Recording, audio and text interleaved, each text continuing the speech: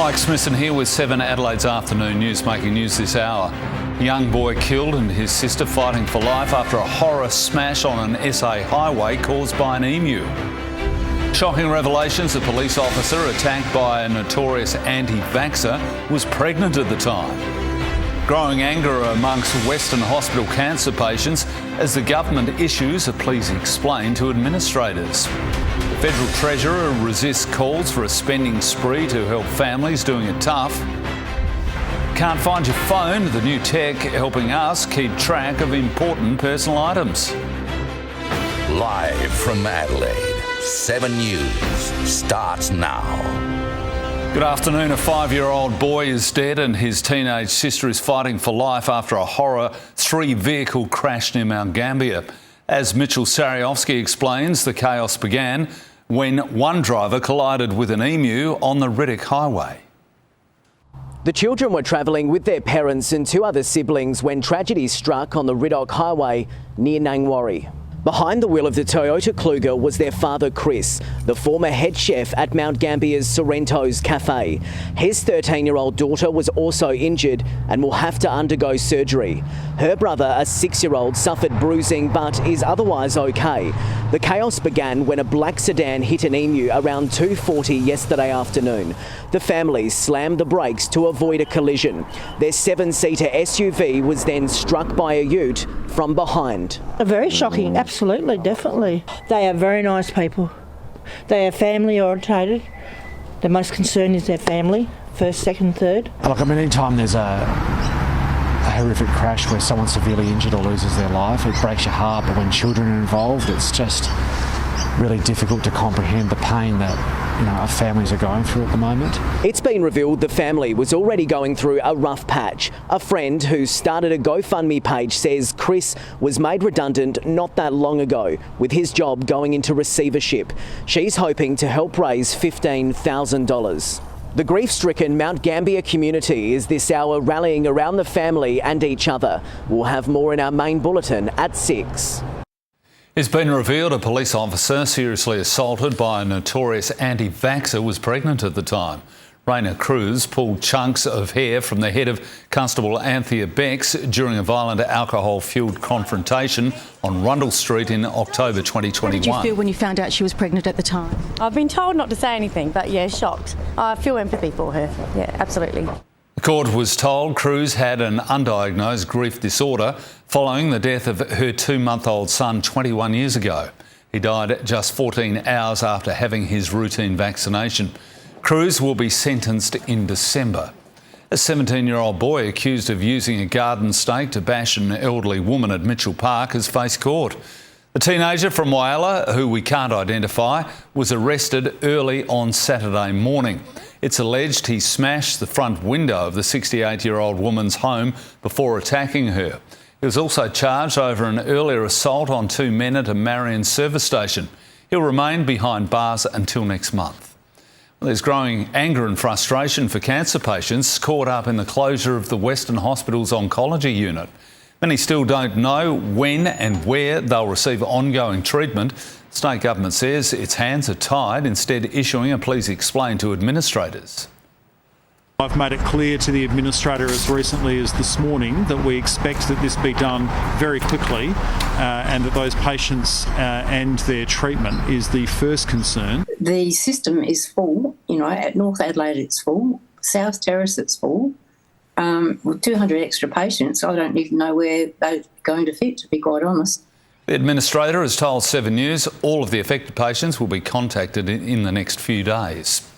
Federal Treasurer Jim Chalmers is resisting calls for a spending spree on new cost of living measures, despite Labor's election defeat in Queensland. As Josh Martin reports, backbenchers and union leaders want more help for people doing it tough. Good afternoon. Many internal federal Labor figures are arguing the election result in the Sunshine State would have been worse if not for outgoing Premier Stephen Miles' budget measures, which included 50-cent bus fares, free school lunches, $1,000 energy bill relief and car rego discounts. Calls are growing for similar measures from the Prime Minister in a March budget ahead of May's federal election. The Treasurer, though, says while there might be extra assistance, it will be responsible with an emphasis on reducing debt and inflation. Federal opposition leader Peter Dutton is buoyed by the Queensland result and will campaign strongly on housing and the cost of living. It's swept out a bad Labor government, and I hope that we can do that at a federal level as well, because if we do that, we can get our country back on track. Australians are paying the price for bad economic management under Anthony Albanese at the moment. This election was never going to be, from our side, a free-for-all of public spending. It wasn't going to be before Saturday's outcome, and it's not going to be after Saturday's outcome. We are coming at this cost of living challenge from every conceivable and every responsible angle. September quarter inflation figures are out on Wednesday, expected to hit a 3-year low above or just under 3%. Despite that, economists still expect interest rates to stay on hold when the Reserve Bank Board meets next month. Any cuts in rates before May's election would be a godsend for the Albanese government. Western Australia has claimed top spot in the Commonwealth Bank's State of the States report. South Australia has held the lead since January, only now falling to second place. Here's business editor Amelia Brace. Good afternoon. On a whole, CommSec has found that state and territory economies are being driven by a resilient job market and solid population growth, nowhere more so than Western Australia, topping the list for the first time in a decade. The resource-rich economy has produced the strongest job market in the country. Population is also booming out west. Its neighbour South Australia comes in second, though the previous nation leader is still ranked first on economic growth and dwelling stats. Queensland has made a significant leap from 5th to 3rd spot. There's a lot going right in the Sunshine State, particularly home lending. It's now the top spot in the nation with a remarkable near 40% rise in the value of home loans. Ironically, it's the huge value of home loans in New South Wales that's holding it back, with rate-sensitive residents being held back by higher borrowing costs, seeing the state slump on retail spending, equipment investment and dwelling starts. While in Victoria, a 13.5% increase on construction work helped the state lock in 4th position. CommSec says on a whole, high interest rates and inflation are putting pressure on consumers and slowing economic momentum. The federal government is cracking down on dodgy National Disability Insurance Scheme providers who hurt or injure participants. It's proposing new maximum fines of $15 million and giving the NDIS Commission faster powers to refer fraud to police. We will have new offences to catch some of the related operators who might be flogging false NDIS products to people, false financial products. The opposition's welcomed the proposed laws but has questioned why it's only being done now. There's new hope that one of Sydney's most baffling murders could soon be solved.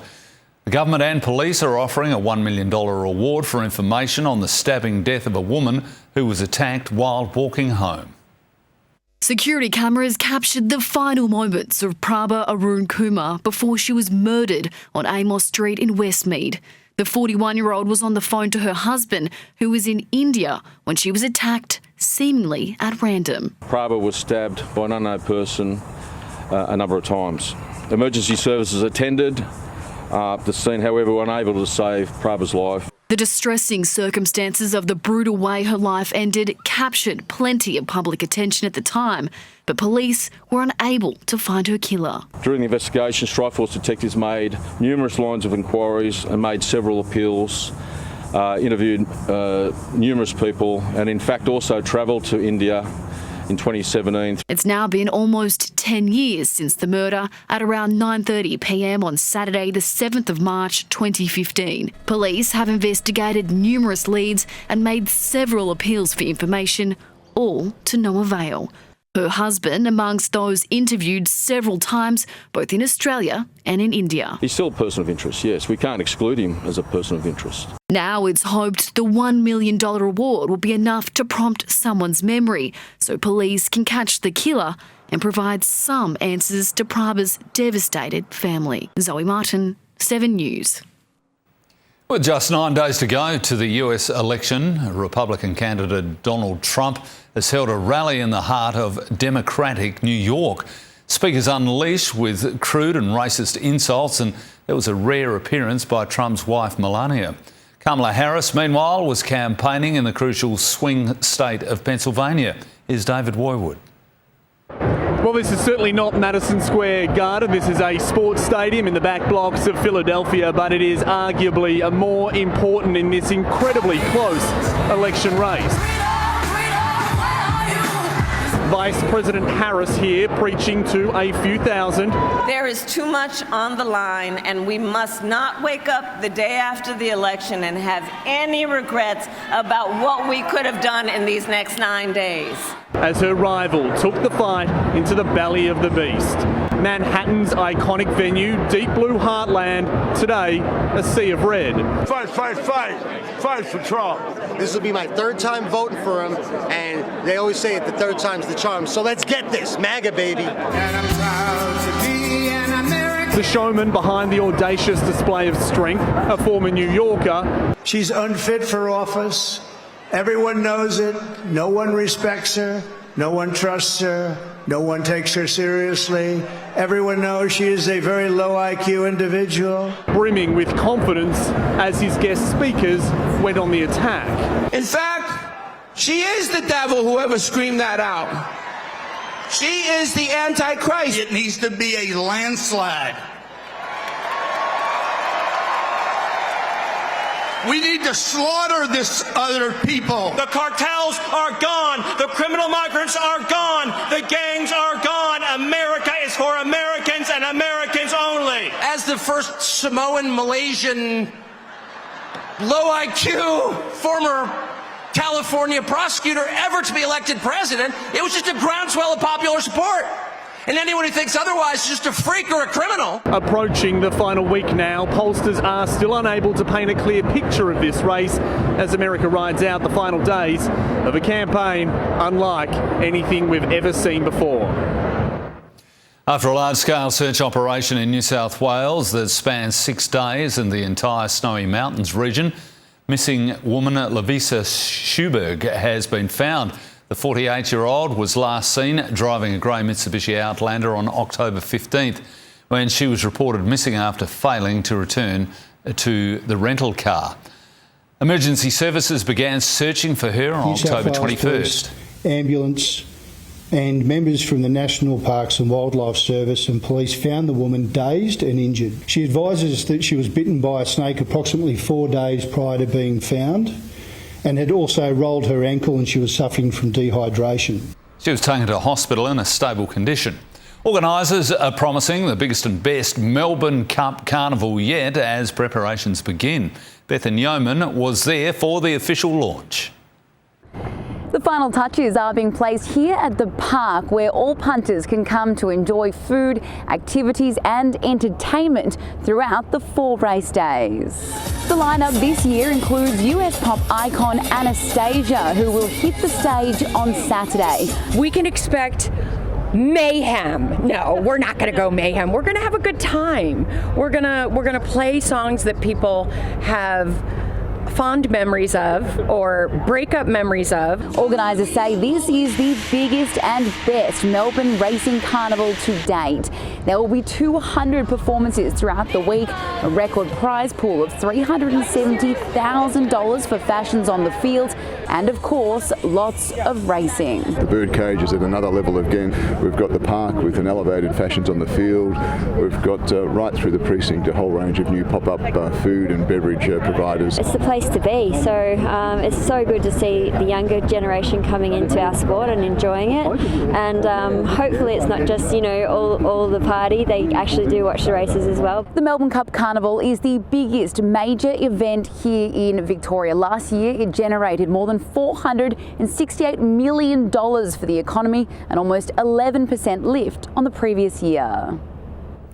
Head on 7 News. A young man's been flown to hospital after a serious crash on the Air Highway. The tool launched to help fight problem gambling in SA communities, how you can take control. All eyes on Brisbane. It's the first direct flight there from Dallas. Touchdown Later, the blood test breakthrough that will change the way doctors diagnose Alzheimer's. 24-year-old man has been airlifted to Adelaide in a serious condition after a shocking crash at Port Augusta West. His station wagon collided with a Kenworth truck on the Air Highway just before 9 last night. The truck driver was taken to hospital with minor injuries. Major crash officers are investigating. Now to a team that's rolling with the punches in a fight against underfunded cancers. They're staging a 24-hour challenge to raise awareness and money for much-needed research. A powerful pair. A world-renowned oncologist and a cancer survivor, both determined to fight for better treatments for some of the deadliest cancers. The 12-month survival rate for these cancers is shockingly low. Most people don't survive that 12 months. Meg Croucher, a 40-year-old mum of 3 and survivor of a rare cancer, is about to take on a 24-hour non-stop boxing challenge. It's believed she is the first female to ever achieve this. She's raising money for Warp 9, a not-for-profit set up to help underfunded cancers like pancreatic, GI and stomach. It's a challenge, but everyone that gets diagnosed with cancer faces a challenge and they don't get to choose that. I chose to do this. It's a very long journey that requires a lot of endurance and a lot of stamina to get through it. So hence, I think Meg's idea to pound this bag for 24 hours is a great symbolism of, of support for patients having to endure all that. Dr. Dean is fighting on the front line every day, treating patients and scouring the world for the best trials and research. But more needs to be done. More young people are fighting these rare cancers than ever before, and the outcomes are dismal. And without money to fund new trials, more people will die. Keep faith, keep hope, and keep fighting. To donate, you can head to the Warp 9 website. Chantel Tui, 7 News. State government's launched an anti-gambling trial where problem gamblers can ban themselves from venues by simply scanning a QR code. It's estimated SA has 40,000 moderate to high-risk gamblers. 31 venues have signed up to the Take a Break campaign. We're finding that there are people that fall through the cracks when they have to call a help service or they have to call the regulator and then fill out the forms, but this way it can literally be done really quickly. If enough people get on board, the campaign could be extended beyond the 30-day trial. Thousands of eyes were on Brisbane skies earlier as the inaugural American Airlines flight direct from Dallas to Brisbane touched down. Anna McGraw was there as passengers arrived to get their first thoughts on the new service. Good afternoon. Well, it's an historic day here at Brisbane's International Airport with the first ever American Airlines flight direct from Dallas, Texas, touching down bright and early this morning. Flight AA7 hit the tarmac just before 5 o'clock with a total travel time of 16 hours. American 7, Brisbane ground. The landing was live streamed across the world with dozens watching in person at Brisbane Airport, making it one of the most tracked flights in the world. How was that flight? It was amazing. It was very nice, very smooth. Glad to be here. The service, operated on the Boeing 787 Dreamliner, is now American Airlines' longest flight. It's also the longest direct flight to and from Brisbane's International Airport. This is not only a match made in heaven. This is a match made at 30,000 feet above the Pacific. The aircraft seats up to 244 people, but it's also a game changer for trade, able to transport up to 18 tonnes worth of freight. Right now, the service is seasonal and will run until March next year, but if it's popular enough, it could become permanent. The first flight direct from Brisbane to Dallas will be leaving here tomorrow morning at 8 o'clock. Time for a look at sport now, and Tom, an SA draft hopeful has a pretty good mentor. Just like me, I've got a pretty good mentor, Smitho. Oh, well, yeah, I'll go along with that. Yeah, thought so. Well, Eagles young gun Charlie West, he's got a lot of interest from AFL clubs, as well as one of the Power's big-name recruits who's helping him on his path to the big time. And the words of advice from the Aussies chairman of selectors for SA Speedster, Spencer Johnson, who's back in the green and gold for their upcoming T20 series against Pakistan. That's all coming up, Mike. I'll give you a hot tip. Stick around. Thanks. There you go. Head on 7 News. Thanks, Tom. We'll see you later. One's been killed and dozens hurt after a truck slammed into a bus stop north of Tel Aviv. A family in Adelaide's northeast left with quite a mess after a carport roof collapsed. And the breakthrough that could make diagnosing Alzheimer's far quicker and simpler. At least one person's been killed and dozens of Israelis have been injured as a truck ploughed into a bus stop north of Tel Aviv. Police say the attacker was an Arab citizen of Israel who was then shot by armed civilians. Earlier, Iran's supreme leader made his first public comments as Israeli warplanes bombed military targets in the country. Even as it takes military action in Iran, Lebanon and Gaza, Israel remains vulnerable to attacks on its own streets. This truck ploughed into a bus stop in Tel Aviv, close to a military base and the headquarters of the spy agency Mossad. One man died and more than 30 were injured. The police said the attack was carried out by an Arab Israeli who was then shot dead by a civilian. It happened as the country's leaders attended a military funeral for an IDF soldier. Prime Minister Netanyahu using the platform to praise those involved in the Saturday morning attacks on Iranian military targets. But his uncompromising language and actions over the past year continues to draw criticism inside the country as well as internationally. Later in the day, his speech at an October the 7th commemoration was interrupted by demonstrators chanting "Shame on you" in Hebrew. There was no risk of dissenting voices interrupting an address by Iran's supreme leader. Ayatollah Ali Khamenei gave his first public reaction to the Israeli attacks on his country in the early hours of Saturday. The hardline cleric said Israel was exaggerating the damage caused, but neither did he seek to downplay the attack. They are suffering from a miscalculation with regard to Iran. They don't know Iran, its youth, its people. They are yet to appreciate Iran's power, capability, creativity and willpower. We must make them understand those. The Iranian regime now has to decide how to respond and risk further escalation of the crisis. 19 people have died and 6 others have been injured when a cargo truck collided with a bus in Mexico. The accident happened when a container filled with corn fell off the truck, causing the bus with 25 people on board to overturn, crashing down a ravine. Rescue crews worked to free those trapped in the wreckage, with the highway closed for hours. It's taken firefighters 24 hours to bring a blaze under control at a tissue paper factory in Pakistan. 80% of the building has been reduced to rubble after a short circuit sparked the fire. While there were no reports of injuries, the livelihood of 1,000 employees will now be affected. A Hectorville family has been left with a huge mess after their carport roof collapsed. Emergency services were called to the Henry Street property just after 8 last night. A small excavator was inside the carport at the time, while a larger machine was parked in the driveway. The SES spent several hours shoring up the damaged structure and no one was injured. A simple and affordable blood test could soon offer a breakthrough to people who suspect they have Alzheimer's. Karina Cavallaro met the team that's trying to make it happen. This simple test is set to revolutionise the detection of a disease which affects almost 300,000 Australians. Leading this research is Professor Christopher Rowe from the Florey, Australia's leading brain research institute. Professor Rowe, thank you so much for your time. Tell us, what does this blood test entail? It's simple. It's just a simple blood test. You'll be able to go to your local pathology blood collection centre, hold out your arm and the blood will be taken. And so how does that differ from how blood tests to diagnose Alzheimer's are done now? The only one that's currently available is done in the United States and costs $1,500.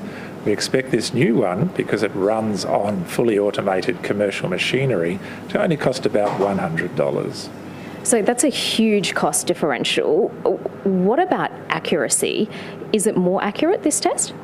It's over 90% accurate, and that's better than clinical diagnosis by a specialist, and as good as diagnosis with an expensive PET scan that would cost you about $2,500.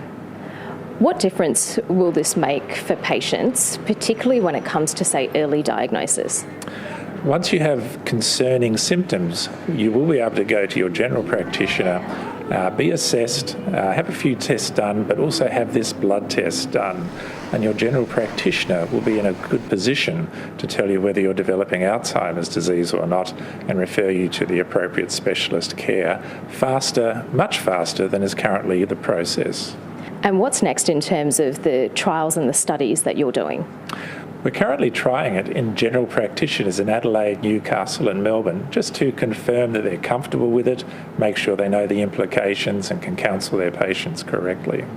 And so potential patients should see their GP? Not just yet. It's going to be a year or two before it's approved by regulatory authorities and there's a Medicare rebate for it. But it's coming. There's plenty of data showing this is an excellent test. Okay, so still a little bit of time to wait for patients, but Christopher Rowe from the Florey, thank you. Let's get a quick check on the weather now, and Amelia joins us in the studio. Mills, we've got a dry week ahead. Mike, it looks like we'll round out October on a dry note, continuing our trend of low rainfall this year. This week's weather will really be dominated by high pressure. Tomorrow, this one here is going to direct drying southeasterlies our way as it heads east, and then they'll turn a warmer northerly on Wednesday. We are expecting a cold front to clip the southeast on Thursday, but it simply won't be strong enough to deliver much in the way of rain. So what does that mean for SA? Well, it's not great news for much of the Eyre and York Peninsulas and the Murray-Mallyon southeast. They're all experiencing some of the driest conditions on record. In Adelaide, well, we've seen about a third of the rainfall we'd usually see in October. As well as drying out this week, though, we are warming up. I'll have more on that in the forecast very soon, Mike. Thanks, Mills. Still to come on 7's afternoon news. Switching off, the 3G network finally comes to an end. Details are next. Also, lose your phone or keys often? Well, we take a look at the high-tech help on offer. Now let's check in with Rosanna. What's coming up at 6? Thank you very much, Smitho. Coming up tonight only on 7, see the moment police are attacked on Hindley Street during an ugly confrontation over the weekend, how a gun was grabbed in the scuffle, and the twist of fate for one of the officers who stepped in at the last minute to boost numbers on the beat. Also at 6, a family's heartbreak in the southeast. Their 5-year-old boy killed in a horror 3-car crash. His sister left fighting for life, how an emu caused the carnage. Plus, a Christmas shopping guide for savvy South Aussies, the retailers and products that give you bang for your buck without breaking the budget. The winners and the losers, we'll bring you those tonight at 6, Smith. I hope you can join us. Great stuff. Thanks, Rosie. Well, the 3G network is officially being switched off today, affecting thousands of devices across the country. Telstra and Optus shutting down the mobile network after having to delay their earlier deadlines. It's not only 3G phones that are turning off. Medical equipment, FPOS machines, alarms and farming technology could also be cut off. To see if your phone is affected, text the digit 3 to the number 3498. I've tried it and it works.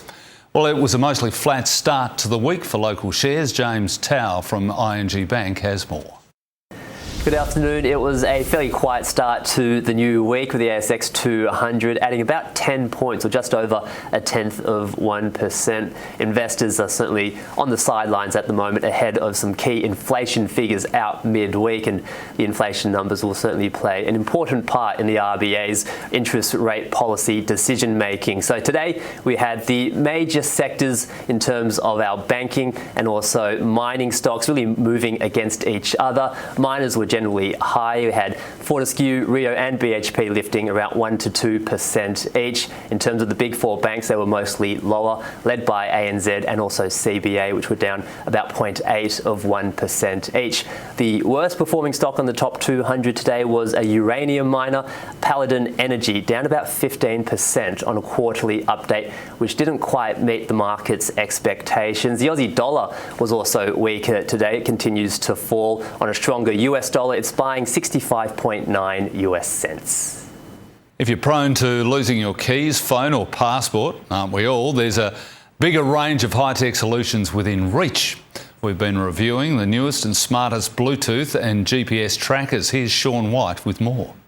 Well, losing track of things is practically a modern-day sport for Aussies. But thanks to some clever devices, you can stay undefeated. On average, a person misplaces 9 items a day and spends about 15 minutes daily searching for them. Keys, phones and remotes are the most common items. But there's tech solutions, like Apple's Find My feature that lets you find the remote control using your iPhone. Or you could use a physical location tracker and attach it to your keys. This is AirTag. The next time the couch eats your keys, AirTag will help find them.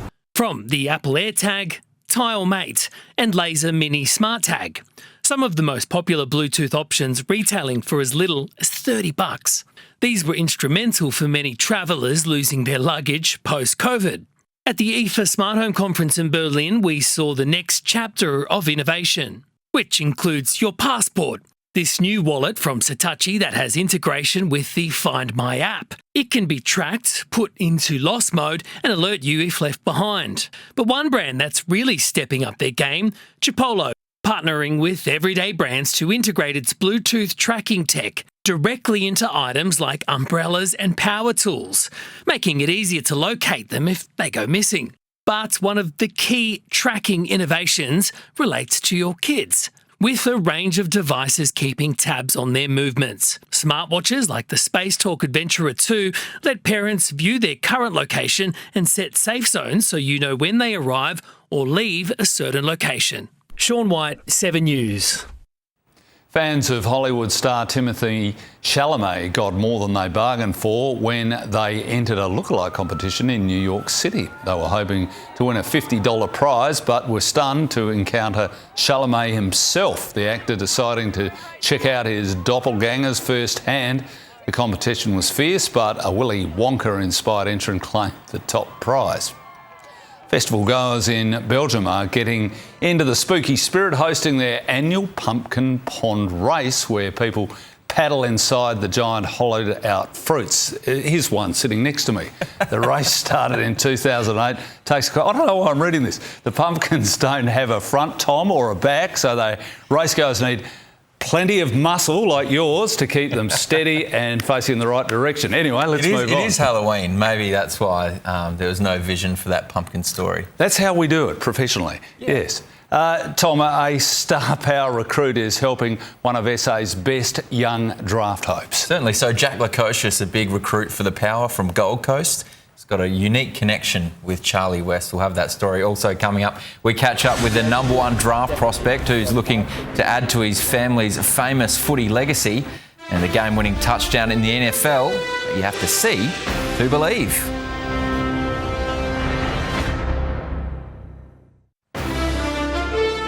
Hello again. Ahead of next month's draft, Eagles big man Charlie West is leaning on family friend and the Power's star recruit Jack Lukosius for advice on taking the next step. The versatile tool's impressive season earned him an invitation to the AFL Draft Combine. Lukosius is helping the 18-year-old navigate the journey to the big time.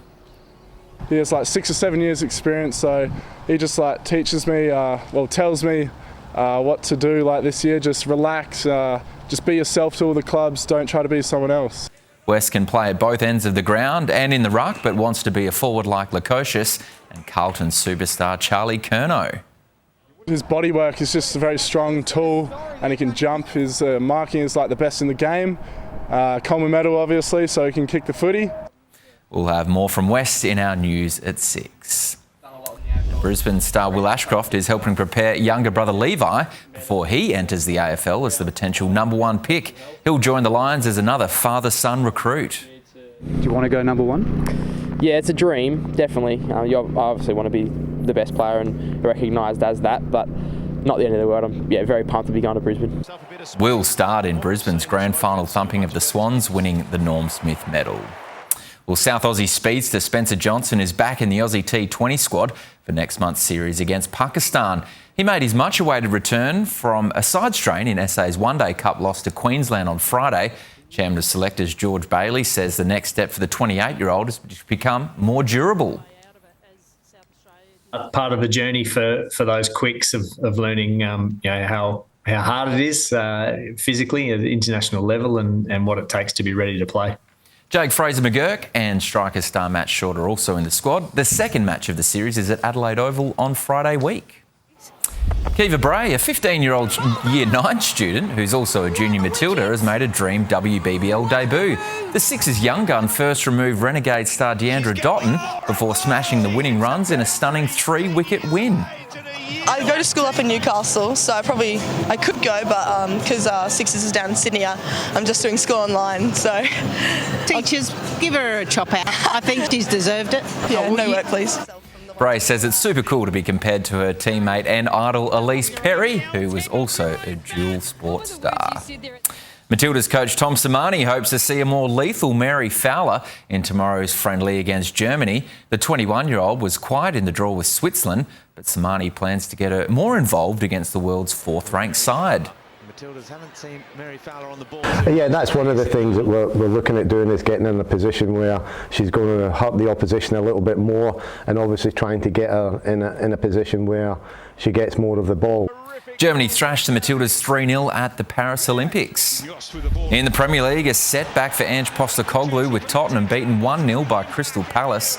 Title contenders Arsenal and Liverpool couldn't be split, playing out a thrilling 2-2 draw at the Emirates. Mo Salah must be! And with 10 minutes to go, it's back to 2-2. Manchester United was left furious when the VAR awarded a 92nd minute penalty to West Ham.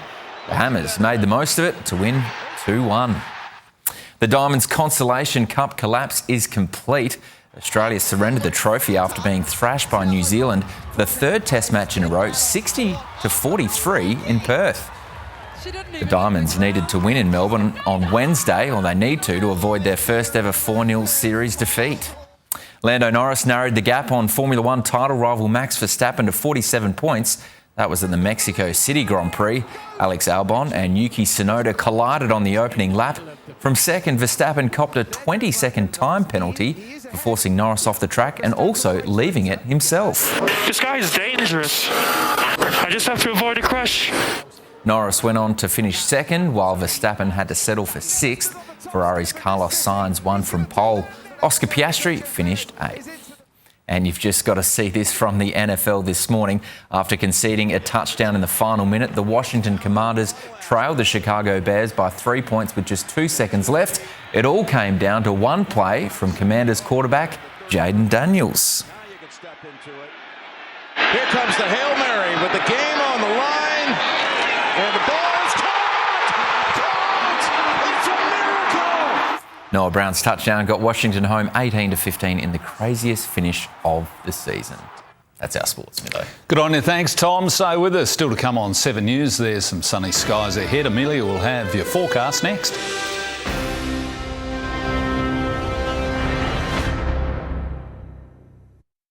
Sunrise Supermarket Special. Your first look at this year's massive Christmas food range. It's easy, convenient and affordable.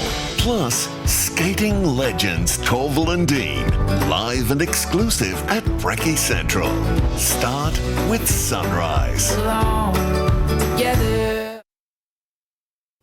Good afternoon, Dorian Tasato from the Snapprint Solutions Traffic Centre. Got ourselves a crash in Cowandilla, that's on Sir Donald Bradman Drive near Brooker Terrace. Also in Clemzig on North East Road near OG Road. Be sure to check your speed, Shepperton Road, Parafield Gardens. Snapprint Solutions, helping businesses stand out with high quality printing solutions for 125 years. Find your print solution today at snap.com.au.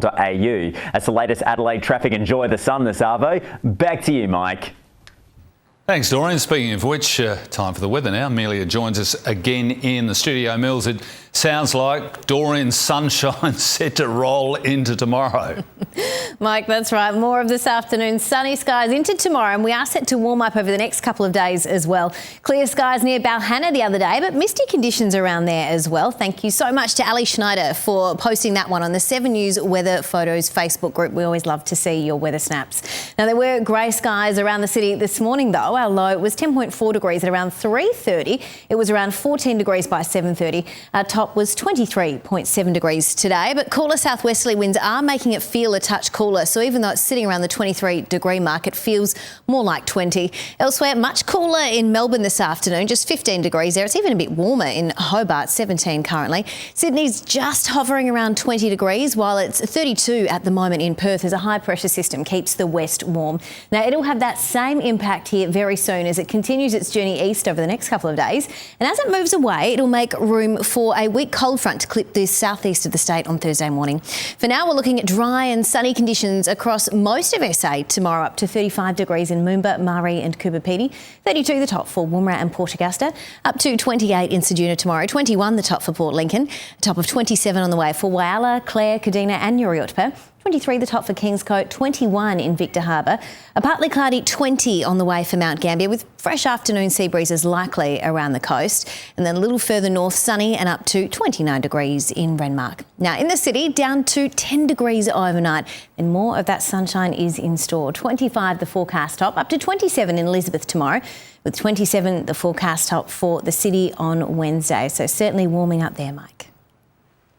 Thanks, Mills, for that. And that's all from 7 Adelaide's afternoon news team. Rosanna and Will return at 6 o'clock. I'll see you again tomorrow. But from the entire team, bye for now.